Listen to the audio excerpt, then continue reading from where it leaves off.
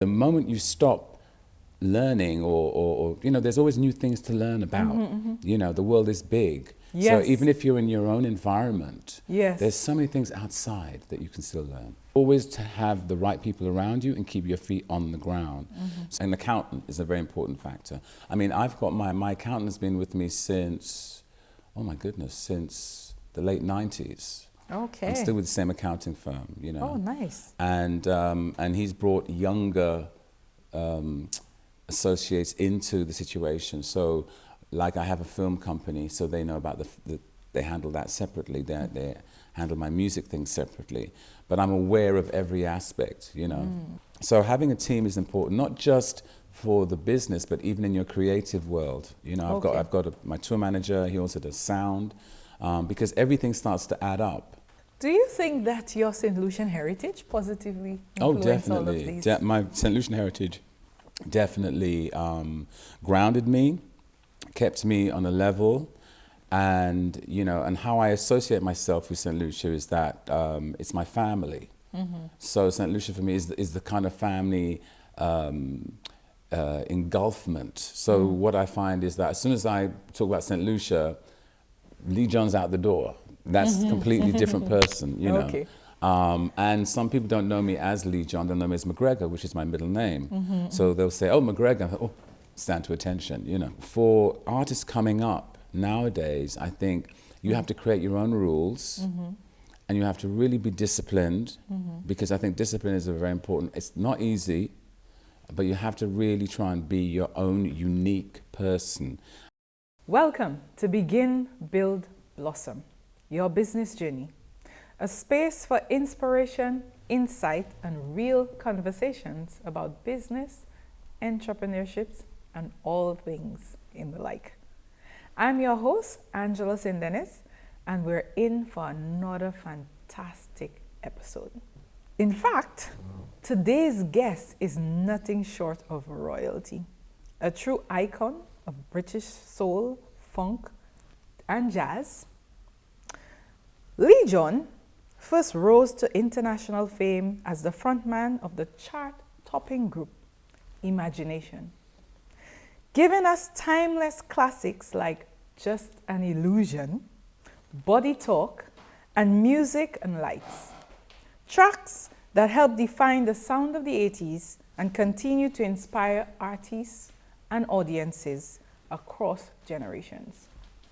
With a career spanning over 4 decades, Lee's creative journey has taken him from sold-out arenas to global collaborations, from film and television to humanitarian advocacy. His voice, both literally and figuratively, remains one of resilience, elegance, and artistic evolution. Beyond the stage, he's a passionate documentarian and cultural curator dedicated to preserving the legacy of Black British music and telling the stories that shaped a generation. He's more than a performer. He's a storyteller, a trailblazer, and a living legend. It's an absolute pleasure to welcome Leee John to Begin, Build, Blossom. Welcome, Leee. Thank you for having me. Great to be here. Yes, and thank you for taking the time as well. I know you're a busy man, going around the world. So everywhere. So the family is very appreciative of, hearing your story. And we hope that from this conversation, we can inspire another generation to not just think about music as something I can make money from, but something that could inspire change and start a movement. I think you have to be very passionate. The first thing, you have to be passionate what you want to do. When I was very young, I listened, I looked, but I had that hunger. Okay. And I lived in an analog age. It wasn't digital. So you had to figuratively do things physically. Yes. And, if you had to be on time, you had to be on time. Yes. If you had to address something, you had to give it your full attention. Yes, and commitment. And commitment. And that's a situation. Discipline is a very important factor as well. So being in this industry today, I think that's one of the things that's lacking, I find sometimes, the discipline. People go very quickly. They want the microwave kind of everything results. very quickly. Yes. And, all the lessons to be learnt, I learned from the past, from artists before me. And I think that's where, delving into history is where you can find so many, because we go around. It's a circle, that's right. Yes. Yes, and we see it in fashion. All the time. The songs, the 80s beats. are back again for 2026, Yes, so who would have thought? I'm fashionable again. So it's one of those situations. So it comes around. So it's right there. And it's very hard these days to get good quality because you don't know if it's real or AI. That is so true. You have to be very discerning. Yes, you have to be. So I find that in doing what I do, I've got the knowledge. Luckily, God's given me the knowledge and the blessings to keep going and to keep learning. Yes. Even though I'm at the age I am, I'm still learning, I'm still educating. You Yes. never stop learning. You never stop educating. That's and right. the moment you stop learning or there's always new things to learn about.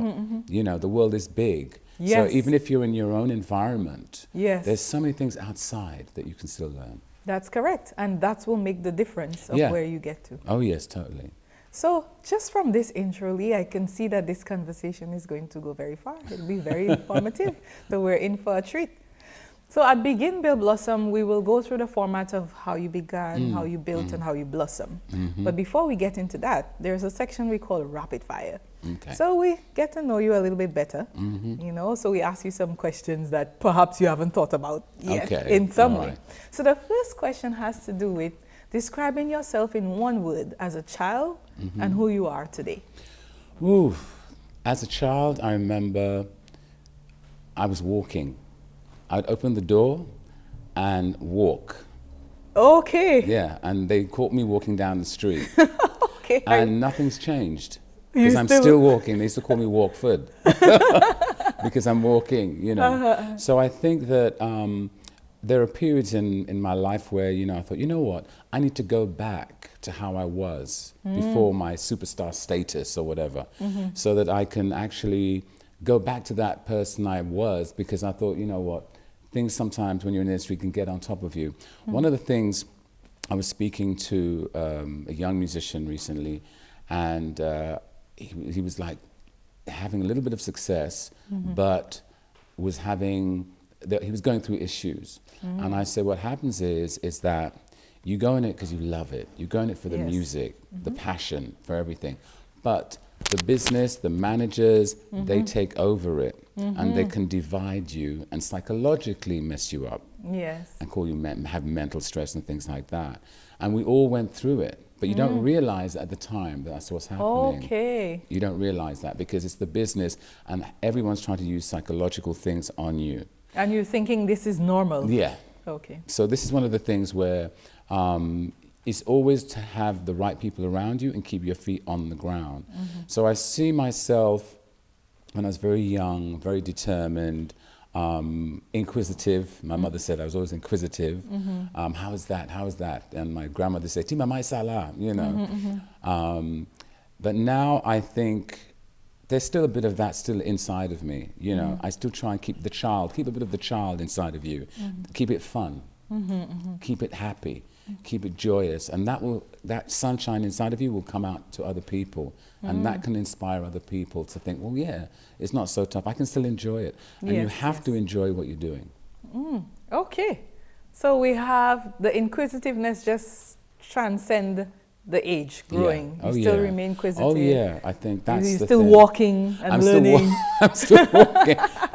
My team that are with me, from my company, my team, my tour manager and that, when we're in different countries and stuff, they hate going out with me because when we go to a new town, like I was in Turin a week or so ago, and I want to see the town, but we have to have a rehearsal, we have to have a sound check, we have to have all these kind of things, and I think, right, I've got an hour or so. So you have to make the most I have to of go and run around and see what is this town, who's this, what's going on, how the people are. I was in Manchester not too long ago. And the same thing. It's like you go to a different town or city and it's like you're listening to different languages, but you're actually understanding the audience you're going to be performing for. Yes. You see, that's what I like to ingest. That makes sense, yes. So I tend to always go a couple of days before I do a show, just to make sure I know what to get the vibe.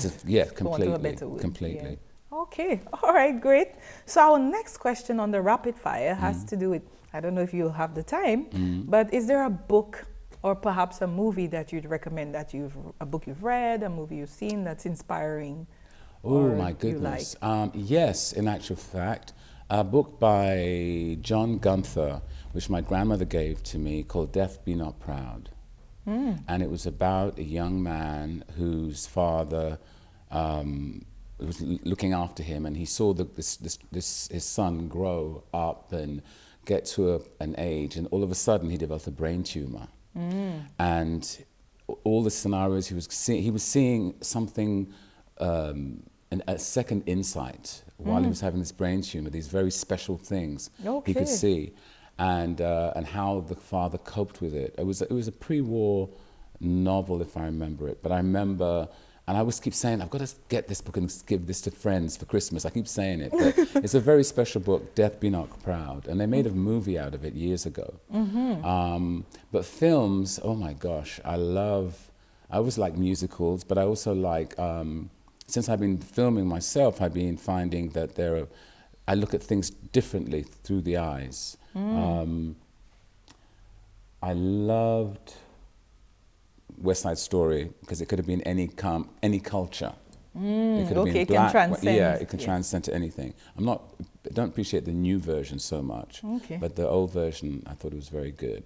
And I love all the Godfather series. You know, I love the Godfather. The Godfather series. I like that. But one program I did like a lot, and it was Jack Bauer's 24. Because you never know what was happening. That's a detective crime.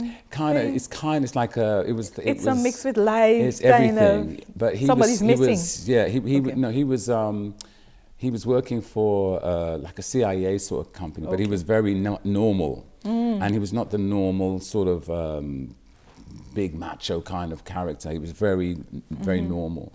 And I found that I'd be speaking to you, for example, in the film, and you'd kill me, but you wouldn't know. You wouldn't know that person. Yeah, it's like, how are you? And you drink. The next minute, the person's dead. And oh God, what's happened? It was really good, but it was very good. 24. I think they're bringing it back. Yeah, all but right. It had suspense. Nothing was obvious. Nothing was obvious. So you really had to use the brain to. That's what I like. Things that I have to, psychologically use the brain. Try to figure out. Yeah. When it's too obvious, who's just walked in the room, you think, oh, well, we know what's happening. No, yes. No. Okay, all right. Well, thanks for sharing that. As we move along, our third question is a fun fact about Leee. I like animals. Yeah, people don't mean, I like animals. In our family, we've always had a cat. So you have cats? I have one now. Oh, you have one now. But my mother likes to take over the cat. She talks to the cat like it's, like another person. Yeah, oh, yeah, And she asks about it. And if I'm on the phone, the cat will meow. Seriously. So they have a connection. You have a connection, especially on the mobile. When the mobile rings, the cat will run into the room. Oh, really? Yeah, it's because he wants to hear what the conversation's about. It's very funny. Really, really, really funny, So, but thanks for sharing that. Yeah, that's one of my favorite things. Okay, all right. So, I know you travel a lot, so you're all over the world. But if there's one country in the world you could be right now, where would that be? And why? Bali. Oh. Bali. Yeah, I went there in the 90s. I used to go a lot every New Year. It was because the people are very gentle and very still and calm. And you go there with all this city anxiety and your BPM of 3,000, and you go there and it's like you can meditate. You can go up to Ubud in the mountains. The beaches were great, and it's just a place where you can get your mind together. And I recommend if you wanted to go for a place that to meditate, to really chill out. Yes, I need to chill out. Yeah, I mean, I meditate every day, at least for 10-15 minutes, just to breathe. Because we need that in this environment that we're in. That's another thing people need to do, is take that 10 minutes and just say, okay, breathe. Yes. And for the last, say, 15 years, I've been doing Qigong, which is a form of like Tai Chi, a form of like yoga exercise every day. So when I get up, if I do anything, I do that. And in places like Bali or in the Far East, they do that sort of thing. And actually in Spain, recently, I'm seeing people on the beach doing that as well. Oh, really? Yeah. Okay. Yeah. Oh, so definitely Bali is somewhere for me to be. As well as Saint Lucian. Yes. That as well. Okay, so our final question under the rapid fire is, is there a favorite childhood memory that always brings a smile to your face that you'd like to share? There's a few. I won a talent competition when I was about 9, 10. There was a group called The Foundations, and there was a song, Baby Now That I Found You. And I went up on stage and sang over the record. And then fast forward, I actually met the lead singer, Clem Curtis. Okay. And he heard the story. Okay. And he invited me to his 70th birthday party. And I sang it with him. It's on YouTube. Oh, okay. Yeah, singing Baby Now I Found You. So I now pay tribute to him in our show. And Okay, wow. So that's from, and every time I hear the song, I get those tingles. Seriously, wow. Yeah. The memory. You know, I think music does that. Music, you know, you hear a certain song and it sends you back, or you think, oh, I remember this, you know. Yes. Like if you hear nostalgia. Like you hear Nat King Cole sing Unforgettable. Yes, and then you start singing too. Yeah, those kind of things, you know. Okay. All right, excellent. Well, thanks for sharing those insights into you. I also know that you swim in the morning. Is that how you? Yes. Part Swimming of is also a meditation. Okay. So I find sometimes there's stress coming in, but first thing I swim. You know, even this morning. Every day? As much as I can, every day, yeah. And I use the weights in the pool, so they help, because as we get past 40 plus, you have to look after, you know, it's all of this, you know. And my mom says, you know, people don't want to see you on stage if you're looking that like that. So, you know. At her ripe old age, you can she's hear, still thinking about that, right? She's still there. She's still active, I'm telling you, you know. Okay, so thanks for all of that. And so we're talking about beginning, singing, performing, all of this. How did you get into it? Well, what inspired you? What was that first push? When I was born in Hackney in London, and my parents split, and my father went to live in America, and he took me with him. But prior to that, I was taking piano lessons, I did violin, I did flute, I did drama. I did a few drama workshops. I was part of an Anna Shear's theatre group. But when I went to America, I auditioned for a company called Worldwide Records. I was 12 or something like that, and they signed me up. It was like the Michael Jackson 5 period. And so they signed me, but my father didn't want me to do it because he said schoolwork and all that kind of stuff. But it gave me that incentive to think, well, if they liked me, there's a possibility. So it was always in the background. And I wanted to come back to be with my mother, so I got that opportunity. So as soon as I came back, I formed a duo. It was called Russ and Lee, and when I was 15, we got signed to EMI. It was like one of those Hollywood stories where you go into the reception of the record company and you see someone sitting there and you're saying, he looks like a manager. I think he could be. You know, he's got the briefcase, he's got the glasses, he looks like the... Yes. You know, and we were crazy kids. Yes, and before it was easy to tell those kind of things. And so he said, yes, I am a manager, what are you two guys doing? I said, well, we're singers, you know. So he said, do you want to hear us sing? You want to sing? Oh, yeah. So this is an EMI where the Beatles, the old EMI building, and you could see all the secretaries coming out, and we started to perform. So what is EMI? EMI was the record company. Okay. Yeah, that was a huge, well, it exists, I think. No, I don't think it does exist anymore. I think it's under another name, bought out by Warner Brothers or Sony. Okay, but EMI was the big company. And so we did this impromptu a cappella number, and all the secretaries were clapping. So he says, I like you guys, you know. So I said, I'm doing a new label and I'd like you to be part of it, which is connected to EMI. So he signed us.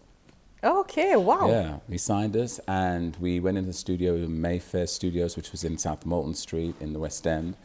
And we had the top session musicians. There was a group called Gonzales.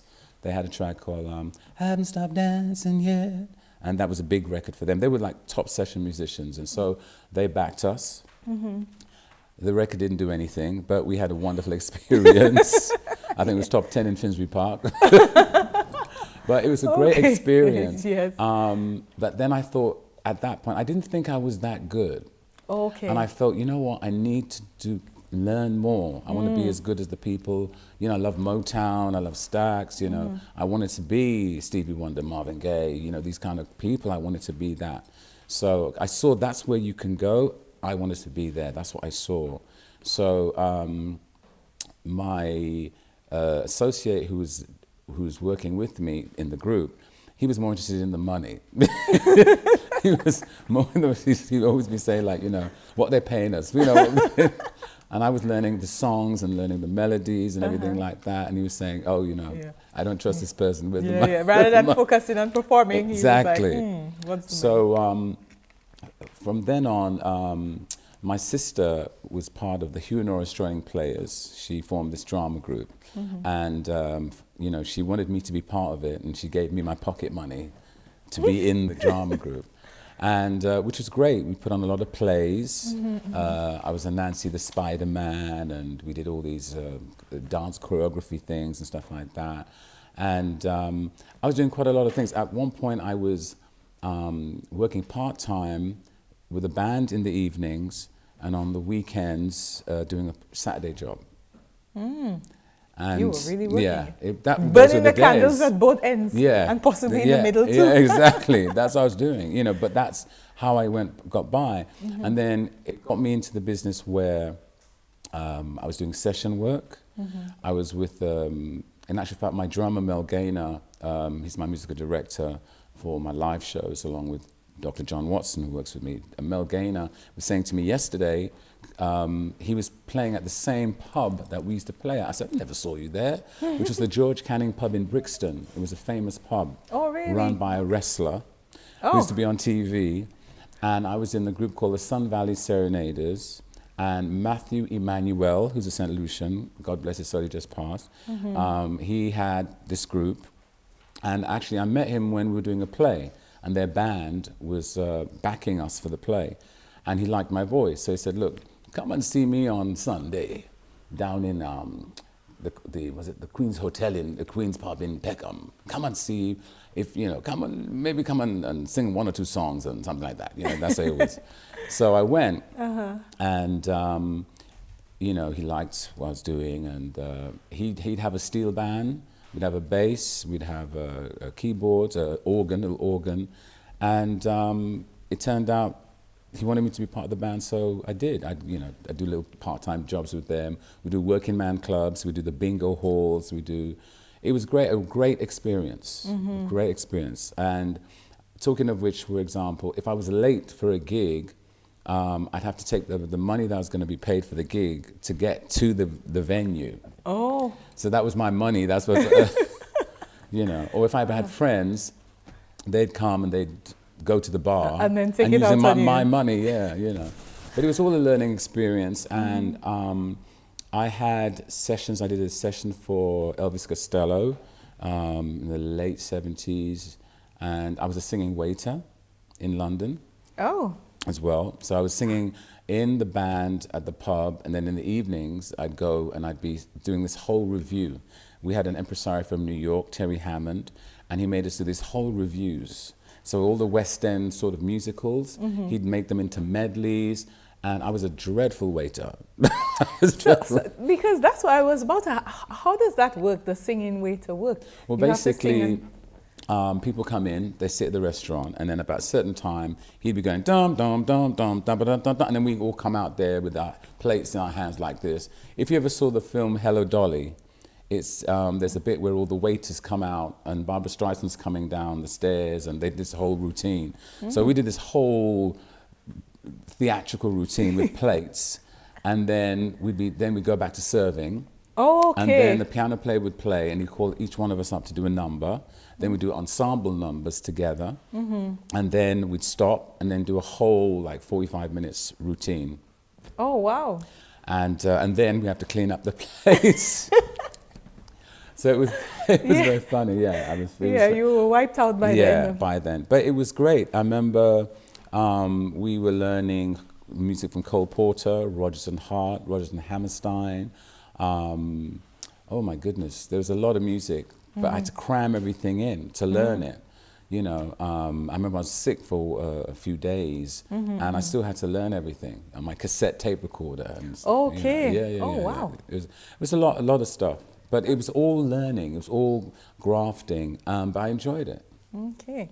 And then that influenced who you are today. I'm sure you give a lot of credit to that kind of dedication, commitment. Oh, that God. was. I mean, like friends would take me to an audition, for example, and you know, I'd be with a band. I mean, there was a group called Sweet Sensation who had a big record years ago, and I went and auditioned, and they asked me to join it, but I didn't want to join them. And then there was another band. I just went from different groups. At one point, I was in 3 bands at the same time. Oh, really? How did, Yeah. so you were really spreading, all your eggs were not in one basket. No, definitely, no. I was Yes. doing a lot of that. And, but I started to do a lot of my own writing. I was writing since I was very young. So by the time imagination formed, I had loads and loads and loads of lyrics and melodies and cassettes and stuff of songs. In actual fact, our second single, In and Out of Love, I'd written that years before. But, you know, when it came time for recording this particular track, I knew I had the right melody and lyrics for it. So I had a stack of lyrics and writings way before the success of the group. Okay. So there are 2 questions that popped into mind. One is, how did imagination come about? And 2 is, did you ever see performing, singing as something you could have turned into a business and make your living? Seriously? Yeah, because yes, you saw Stevie Wonder, you saw these, and yes, you aspire, but did you see it as a business? Well, I saw Stevie Wonder. He was one of the first shows I saw at the Rainbow Theatre, which was down the road from where we lived, and it was very inspiring for me, because it's like, wow, because he could play, and he was blind, but he could, you know, such a dynamic, and sing. For me, it was one of those situations where I didn't think about the money. I just thought about, you know, I really wanted to be good and try to be the best of what I'm doing. And when we formed Imagination, well, in actual fact, I formed Imagination. What happened was I was working with Trevor Horn. He's a producer that did Seal. He did Grace Jones. He did Frankie Goes to Hollywood. He was working with Yes. He had a track called Video Kill the Radio Star. He produced that and did that. And we'd done a track together called Got to Be Good. And I took this track to the record company. This record company at this time were forming like a kind of soul funk label. And the A&R guy, Morgan Khan, he liked my energy, and he thought, well, this song could be really cool. So he took the master and sent it to America, because not to get remixed, but to add, I think, Earth, Wind and Fire horns and stuff, because we were around a lot of musicians. And they lost the master. And there's those it was tape. So my God. So I mean, I've got a copy of it, of just like a mock-up of what we did, but they lost the tape. So I thought, that's the end of my career. That's it. I don't trust these people. Yes. I thought, you lost my, you know, my first. So what happened was the record company executives said, look, you know, we're very sorry what's happened. We'd like to put you together with a producer, I think you could write with him, called Tony Swain. And Tony Swain and Steve Jolly, who became our producers, worked on The Muppet Show. They were cameramen on The Muppet Show. Oh. Yeah, so that was for their sins. They were doing that. So they'd get studio time occasionally, but then they'd go back on TV and be doing the camera work for the Muppets. It was very funny. So I met Tony in a hallway, and he had this cassette, and he said, look, if you'd like to write something on this, please let me know. If you don't feel it, you know, He was very, very humble, and he's still very humble today. So I took this cassette home, and on my mom's kitchen table, I sat down, I wrote the melody and the words to Body Talk, which became my first hit. I went in the studio, they gave me studio time. They didn't know what we were going to do. They had no idea. You know, Morgan, the A&R guy, and Tony. And I called Ashley, who was doing some sessions with me, because I was doing a lot of sessions with, like I said, of different bands and stuff. I was working with an agency that had a lot of American groups that would come over. And these were older 70s, 60s groups like the Delphonics, chairman of the board. I ended up working with these artists. You know, I was so you were exposed to various aspects. Oh, yeah. Very types of musicians. Oh yeah, it was very much, a lot of people don't even realize that, you know. I was like, and then I'd be working with these American guys and then go to Peckham and we'd playing reggae, you know, or steel band or whatever. So I jumped from one to the other, or in that time it's all disco. So I even remember when I was in Saint Lucia, they used to have at the hotels, the bands used to copy all the songs of the day. You know, I remember seeing, was it and Boo? Do the covers, as you would say. Yeah, Boo and the True Tones, is it? Yes, the True Tones, yes.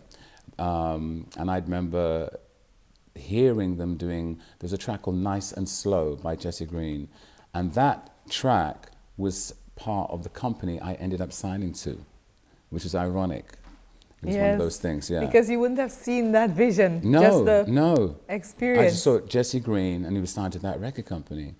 And my life has had these sort of experiences. For example, one of the managers of the record company, a couple of years prior, had met me and had said to me, I'd like you to demo a track for us. But I said, I didn't trust him. I didn't trust this kind of, you know, guy. So, and he wanted me to sing something that hadn't been written, and I wanted to write my own stuff.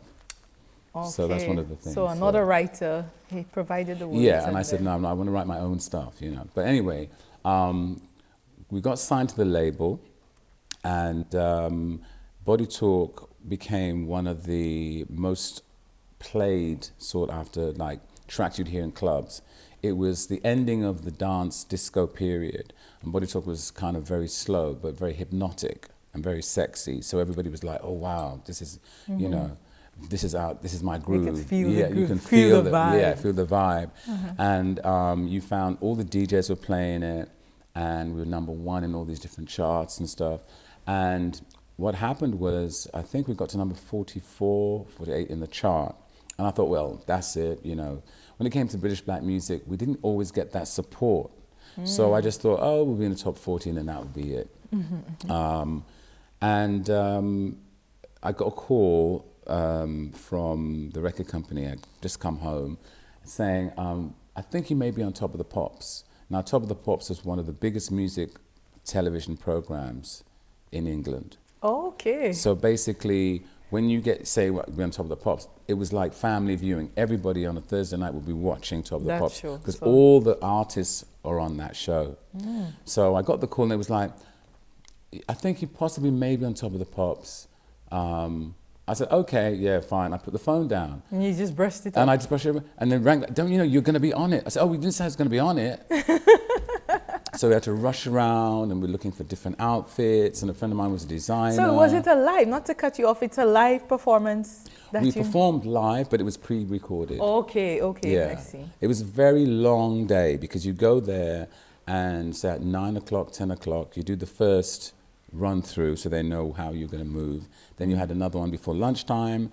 Then you had another one at tea time. Then you had another one just before they got the audience in. And it was a long day. But it was really it was a life-changing moment for myself and the other guys. It definitely was a life-changing, that moment on TV. So would you say that that experience or that moment catapulted you into, yes, how would I say, getting on the bigger stage with Oh, imagination? yes. I mean, all of a sudden, you know, the whole world started to want to know imagination, yeah. Our first album, every track from the album was a single and a hit. Body Talk was a hit, In and Out of Love was a hit, Flashback was a hit, So Good So Right was a double A-side. In America, it was top 10 R&B. Tell Me You Want My Love was #1 in Canada. And the only one that became like a classic where everybody had it and they'd play it was a track called Don't Look Back. So that was the first album. So I thought, we can't surpass this, you know. And then the second one, In the Heat of the Night, became even bigger, you know. So we've sewn up, and in the end we sold, I think, over 30 million records. Oh, wow. You know, I mean, with everything for that whole decade. So, and then Illusion came. Yes, because this song is in my head, Lee. Just an illusion. And the thing about it is, I was born in that time, so I don't well, even know go. you. Yeah, exactly. I'm only now being exposed to you. Well, Just an Illusion was funny because we were promoting in America the Body Talk album, and I just finished Illusion and In the Heat of the Night, recorded them back to back in the same day. Okay. And when I recorded it, I didn't like it. I didn't like it. I thought, oh, this and that. And because what happened was the beginning, you hear Illusion, that bit was an idea I had. And because we're using tape, we tacked it on at the end of the tape. Okay. So they had to spin that bit in to the front. Okay. Because I was very involved in what we did, production-wise. You know, my producers always... Because you had a vision of what you wanted to deliver. They were, like for Flashback, I said I didn't want any drums behind my voice. I wanted, we're starting up now, on our way. I wanted just the vocal by itself. And they said, well, how are you going to keep it in time to come in with the beat? You know, I said, don't worry, I'll be able to do it. So I only had one go to do it. And when they did, everybody applauded because I had the pulse of the Fender Rhodes coming up, and I had to sing in time to come in with that. And then because you wrote it, you knew what to expect, where and how, exactly. And the delivery and all of that. Well, Illusion, I did all the background vocals. I think Ashley did some, and I did the majority of the harmonies and everything because I was doing my own harmonies. And what happened was the verses, I just wasn't sure about. And I was singing it differently. I was thinking it was completely different to what you hear now. Okay. And my producers were saying, why, you know, what's wrong? Because I think everybody was used to the sound that we had, and I wanted to go another way. So it's like I was trying to sing it like Luther Vandross or something like that, or Aretha Franklin. I was listening to Aretha at that time. She had this who zoom in who. So I was hearing all these riffs, and I wanted to do it in that. So I was like, searching for a destiny that's mine. Or like Michael, you know, something like that. And they were going, what's wrong, Lee? What's happening? So you had a cook-up going on there, Lee. I definitely did. And it was, I remember it was about 12 o'clock in the night. And I probably exhausted everybody and myself. So by the time I went into the studio and I just sang it, and they go, oh my God, why didn't you do that? And I thought, oh, that's easy, you know, for me to do. And that was it. And I walked out of the studio and I thought, I forgot anything about it. And then when we were in New York promoting Body Talk, we did Paradise Garage, which was a huge club in New York at the time. We were going to Canada, and in this limo, Frankie Crocker, the DJ of the time, he said, I got an exclusive from Imagination from the UK. I know they're in town. Guys, this is for you. And it was Just an Illusion. And everybody went crazy. And I'm sitting there thinking, really? That's what you... I wanted the other record, I wanted In the Heat of the Night to be the first single. Okay. You see, and not Illusion. I said, let's have that after. Because I preferred In the Heat of the Night. I liked all the grooves, you know, I liked that kind of pulse, that groove. And so Illusion came out, and it became the biggest. So I think loads of artists sometimes have that experience where the record they didn't really think of becomes the big hit. Yes, number one everywhere. Yeah, that is so true, because just to say from my own experience, I did a recording, and by the time I was done, I finished about 11 in the night, and I said to my friend, I don't like this recording. I don't think it was done well. I think I'll have to do it again. I'm just too tired. And it turned out to be the best recording ever. There you go. The way I felt is not how I sounded. Yeah, and exactly. So that is so true. Our expectation, our perception, and what the reality is always different. I think sometimes the most simple thing is what people want to hear. Yes. You know, I mean, I did a show last night, and all these girls were in the front, and they all were singing every lyric. Searching for a destiny that's mine. They're singing it. I thought, oh my goodness gracious, what's happening? You know, they're all singing every bit. So I thought, I better sing this good, you hear me? because they'll outsing you? Yeah, outsing me. It was funny. So as you say that, how does something like that make you feel as an artist when you're performing and everybody in the audience can sing along with you? Oh, it's a high. It truly is a high. I mean, the show we did last night was really good. It was in Manchester, and I hadn't played Manchester for a while. So there were a lot of fans, and people had, come from out of the city to see us. So they, take the train or whatever, the tram, whatever. Yes, and I know the people in that area and our surroundings, they travel. Yeah, they travel. And one guy actually came from Peckham. From oh London. My gosh. Yeah, he said he's been following what I'm doing online. He said, I had to come and see you.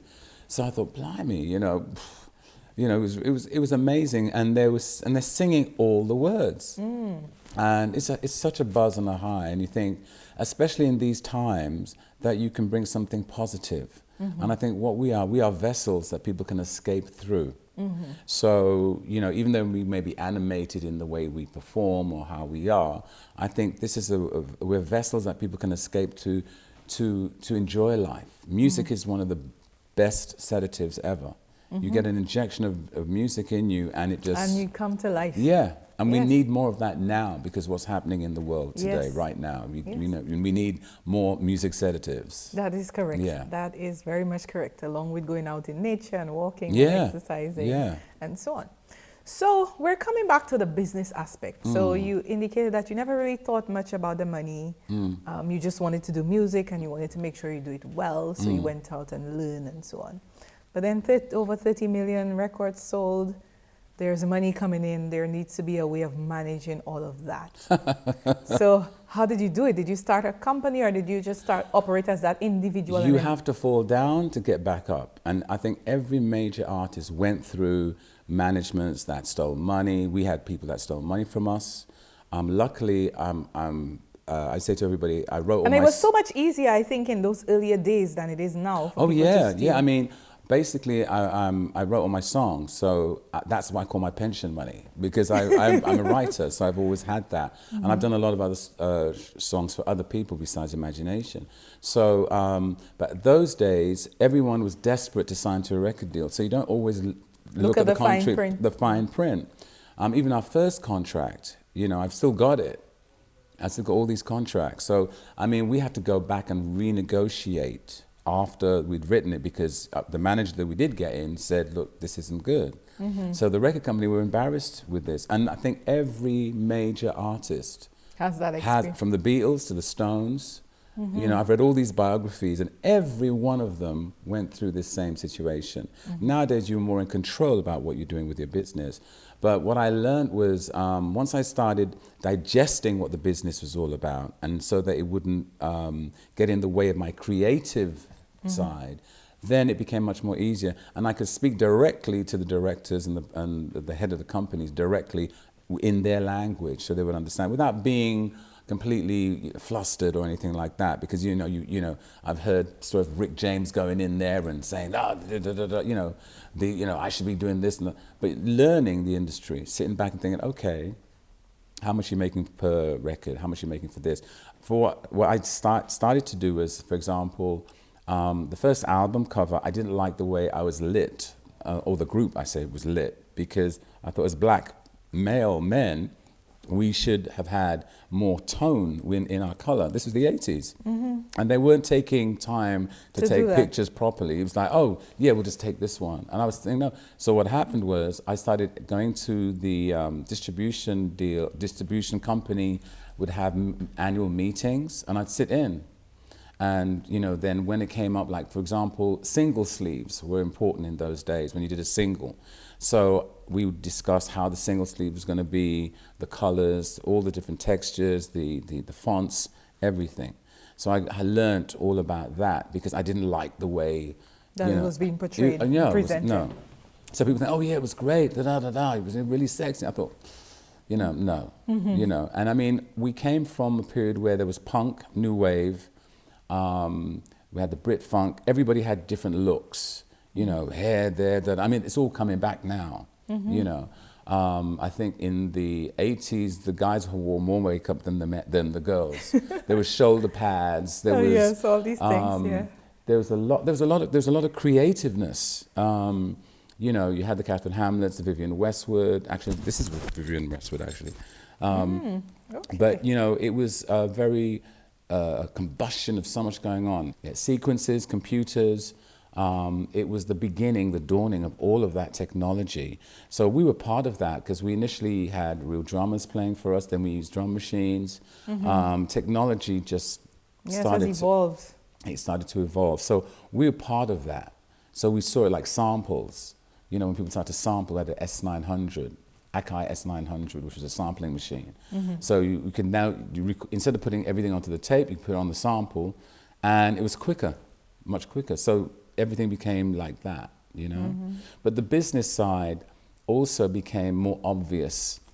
You know, like nowadays you can go online and you can see exactly what the situation is. In those days, it was a little bit harder for artists because they wanted to keep that creative control and to restrict your involvement so that they can capitalize. Exactly. You know, our first manager's imagination, we had to get rid of him because we were in America doing Soul Train, Don Cornelius' Soul Train, and he was down Sunset Boulevard shopping when we were supposed to be in the studio. Yes. And I'm saying, you know, we're probably going to miss this TV if he doesn't get here in time. And so I had a real go at him, you know. I think I had a nervous breakdown after that. But no, we just thought, no, it's not working. And also, one of the main factors for my group imagination was performing live. Because all my life, since I was a kid, I've been performing live with bands. So for us, it was important to get that band on the road. And I was very prepared for that. Because I'd been doing, the bingo halls were like 1,000, 1,500 people. Okay. Oh yeah, they're okay. old theatres. They're old theatres that people used to go to. So, you know, they transformed them from after the war to bingo halls. So when we were doing shows, we do like 3 little shows with a steel band and playing funk and stuff.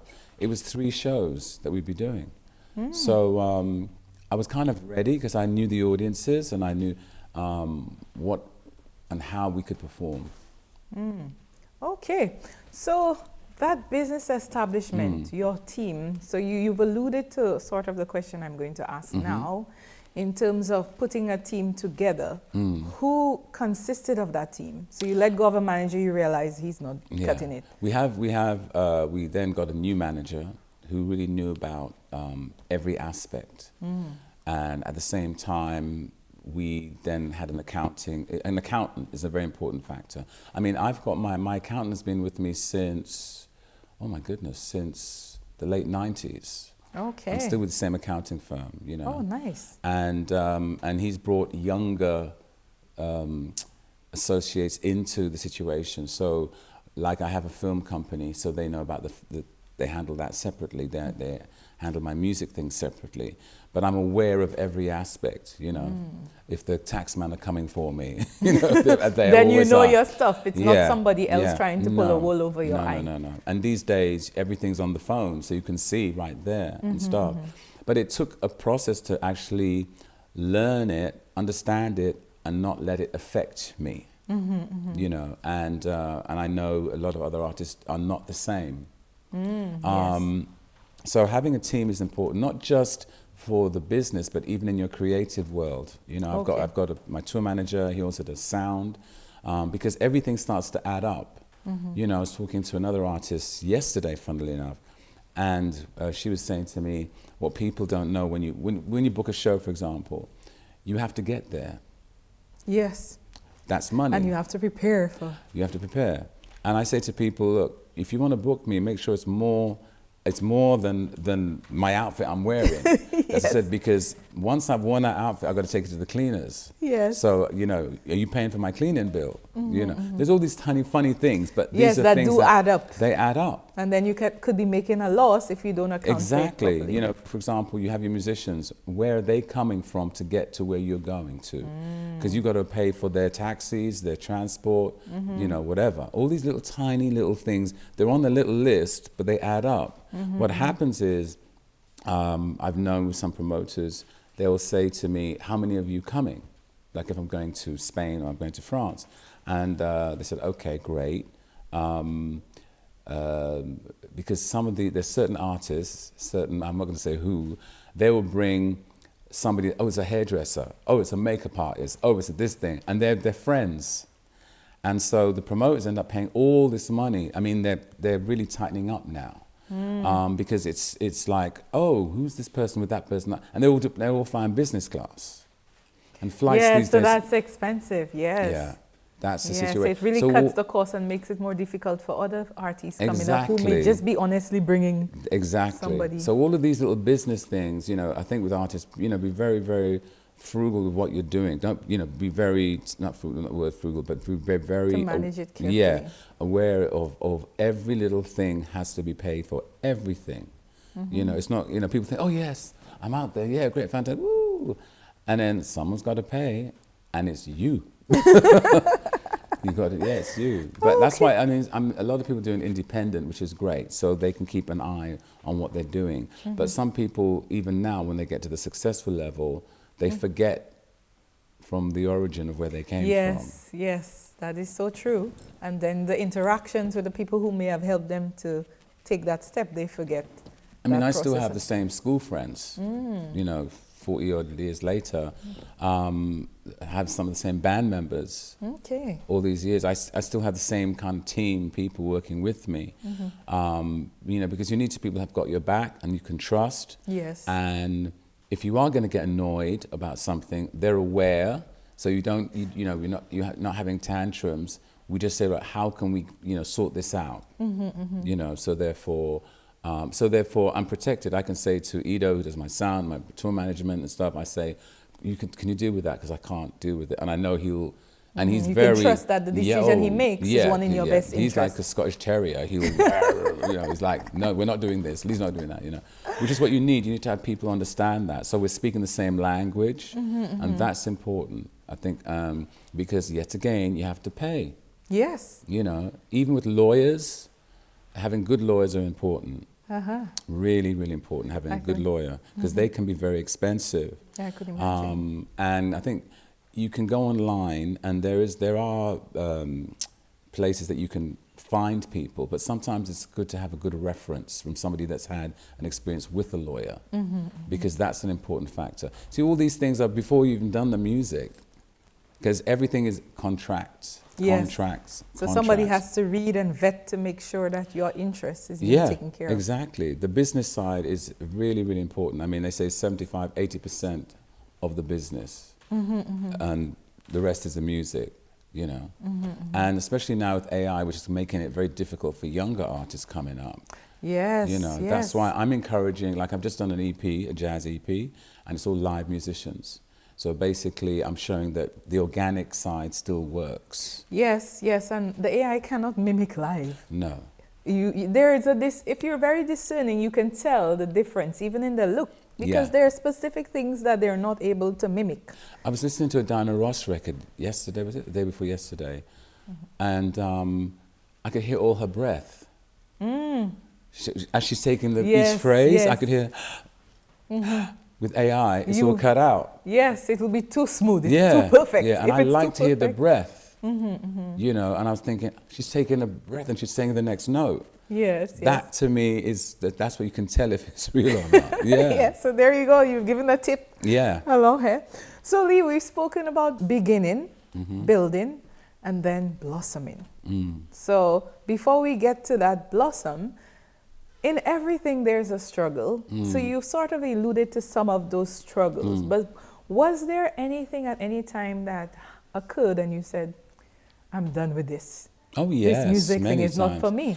I wouldn't say it was not for me. I remember my sister was pregnant at the time, and I was supposed to, I had 2 jobs coming in, and I wasn't sure about the other, and then one didn't come through, and the other didn't come through.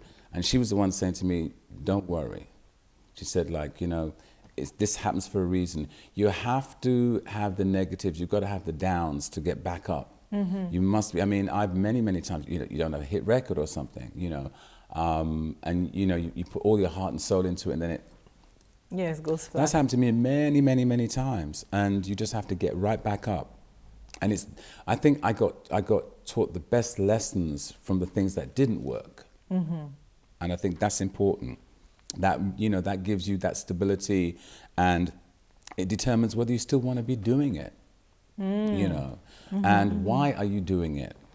Yes. You have to ask yourself why. I mean, there were times where I'm thinking, oh, why didn't this work? Why didn't this happen? Why?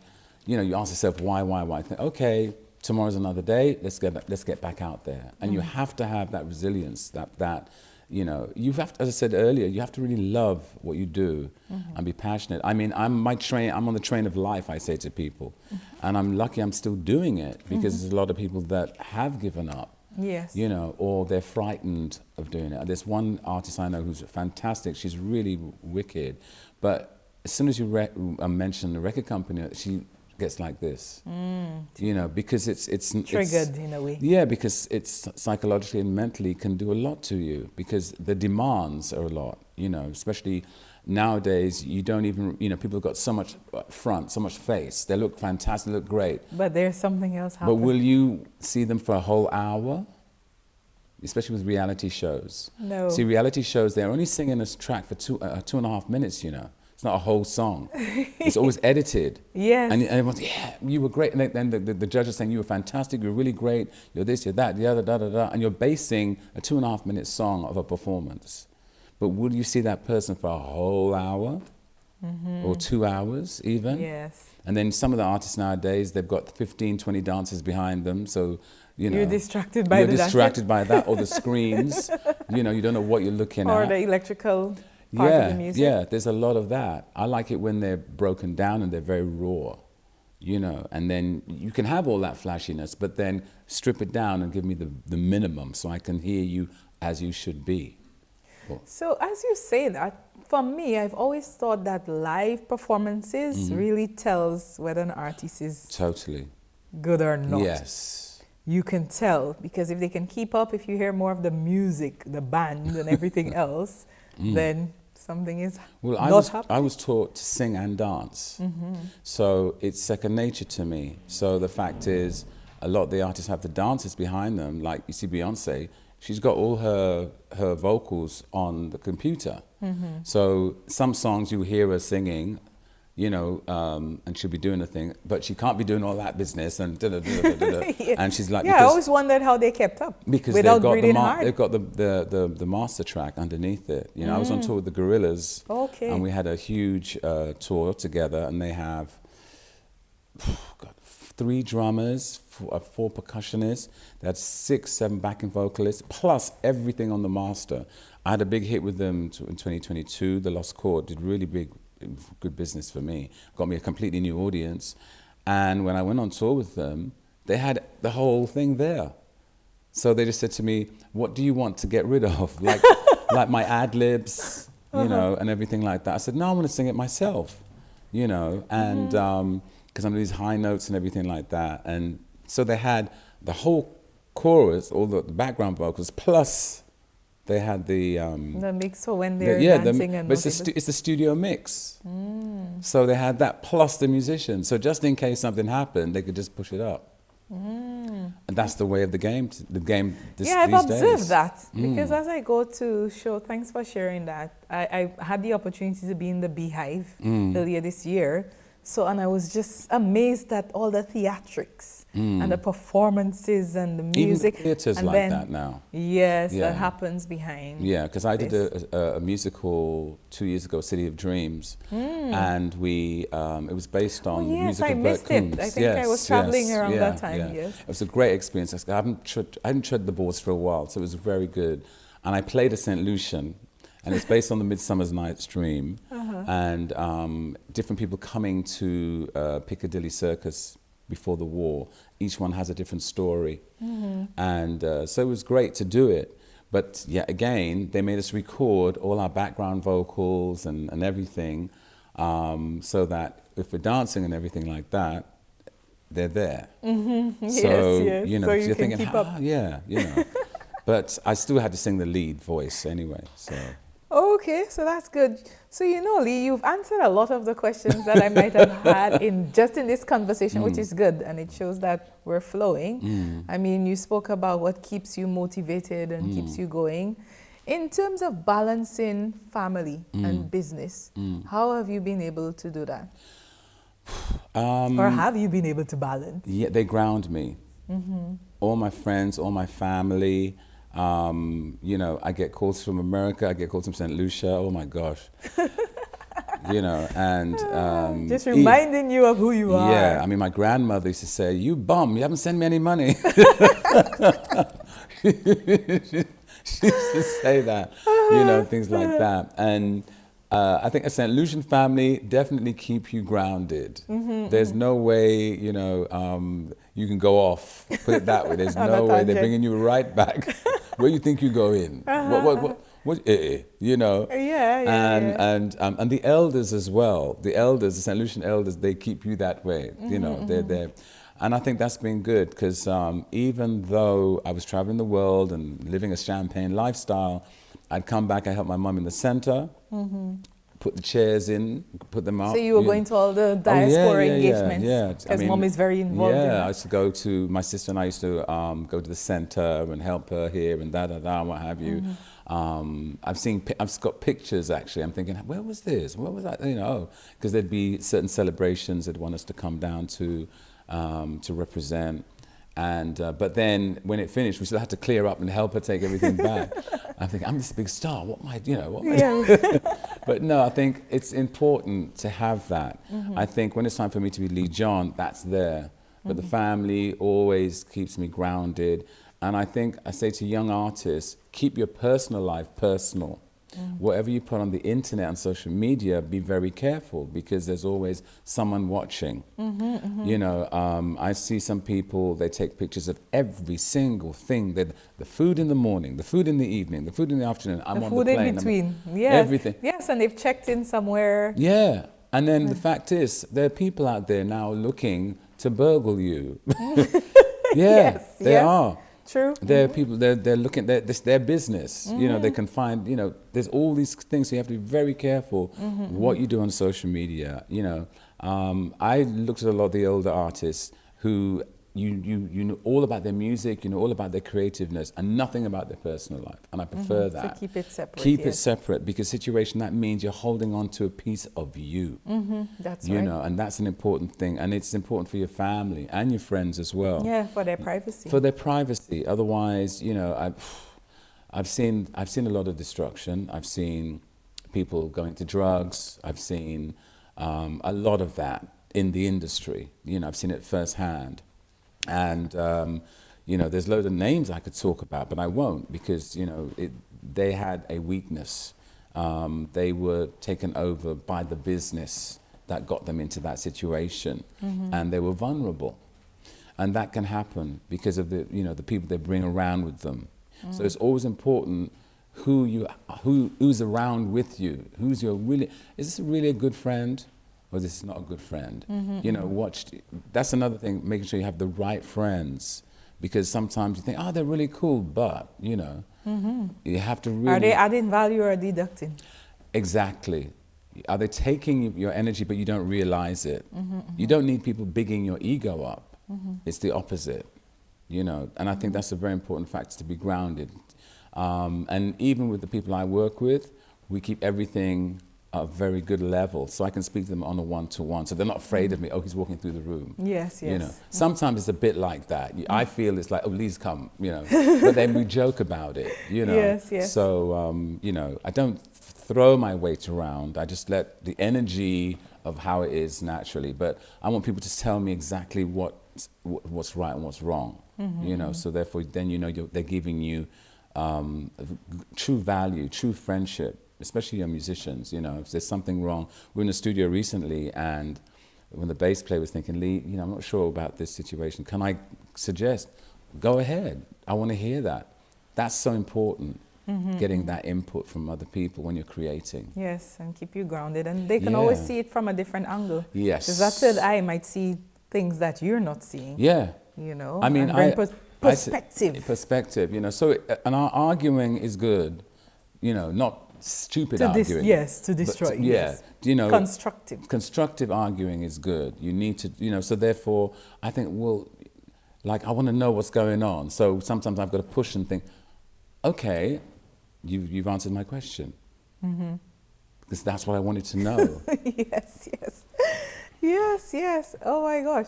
Lee, lots of insights. And there's many more. Yes, I know. You're the third guest today that we can go for 2 hours. I know. And I've got to go off. In that sense. But I wanted to, before we close off, is just, if we can summarize in 3 key points that artists today, creatives today, should take into account in getting into this business. But before you answer that, I had one question about the drugs and all these things. How did you keep yourself away from that, even though you saw it happening so frequently? Well, because remember, I was working prior to imagination. Okay. So I saw a lot of that. People used to be smoking weed. I never smoked cigarettes. My mother never smoked. My father, he had a pipe or something like that when people used to have pipes and cigars. But, I just thought my instrument is my voice, and I have to really look after it, My vices are champagne and red wine. That's it. But I have to make sure I drink a lot of coconut water. But I was around it, but, and my friends, yet again, we kind of like had this insight, like, stay away from that. But what we found was, as I started to rise up in the business, you saw even more. I saw a lot of people. I'm thinking, what's wrong? Like, people into cocaine and all that kind of stuff, and it was like, why? There's no need. There's no need. Why? I mean, I would see people doing it. I'm thinking, why? Do you think that your Saint Lucian heritage positively influenced all of these? My Saint Lucian heritage definitely grounded me, kept me on a level, and and how I associate myself with Saint Lucia is that it's my family. So Saint Lucia for me is the kind of family engulfment. So what I find is that as soon as I talk about Saint Lucia, Leee John's out the door. That's a completely different person, Okay. And some people don't know me as Leee John, they know me as McGregor, which is my middle name. So they'll say, oh, McGregor, oh, stand to attention, But I think there's still, for artists coming up nowadays, I think you have to create your own rules, and you have to really be disciplined, because I think discipline is very important. It's not easy, but you have to really try and be your own unique person. And if you're going to offer the world something, try and offer something that is unique to you. All the lessons, all the things you can study are in the past. You can, as we talked earlier, they come, go around, yes, come around again. So you can get all of that, but it's not easy to sustain. Not everyone is going to get through that door. Because unfortunately you have all these reality shows which give you a fictitious idea of what they feel life is about. And I think some of these reality shows, though they're fun to watch on some, you laugh and what have you, I think now it's got to a point where they're destructive. And I think they give people the wrong impression of what life is about and how they can sustain. Because they're thinking, oh, they've got that, oh, he's got that, And I find it's very fake, We all used to watch The Housewives of Atlanta, and we say, oh my God, Nene. But after a while, I'm thinking, I don't like what this represents. It's just too much. It's like... As you start to think about it and the effect. Well, I think as a black person, you think, are all black people like this? And that's what other people who are not of our color are thinking, that we're all like this. And we're not. And we're not. And this is the whole situation. And so all of a sudden people start adapting that. So I think sometimes some of these reality shows try and brainwash us. And I think that we have to find our own identity, really check out your culture. I think that's the important part. When I started doing the documentaries, I did 3 documentaries for SOS Children. We did one in Zambia, Tunisia, and South Africa. And it led me to a completely different world. We went to Langa, and near Cape Town, and you saw people living in the shanty towns. When I first went to South Africa, I became very close friends with Zinzi Mandela, and was invited to the Mandela House, and Winnie Mandela was cooking for me and everything. She's lovely, great. I mean, what they spoke about her was not true at all. There's a documentary, and all the people that were trying to put her down, you had all these detectives and stuff. They all talk. There's a fantastic documentary. You should check about Winnie Mandela. Okay. But I think that I've been blessed because I've had these different journeys. Okay. And it's because I pushed myself out there to do it. So that's the lesson. You number one, push yourself out there to do it. If you want to do it, if you think it, you can do it positively, though. Okay. Thank you very much, Lee. Thank you. I don't think I need to say anything after that. Right? We're really privileged to have you, and we appreciate this. Great being so here. It looks like we'll need a part 2 at some time We in the will near have future. a part 2, definitely. In the near future. Okay. Thank you, listeners. This has been Begin, Build, Blossom. My name is Angela St. and I was your host for this episode. Make sure to like, subscribe, and share the podcast. Until next time. Bye for now.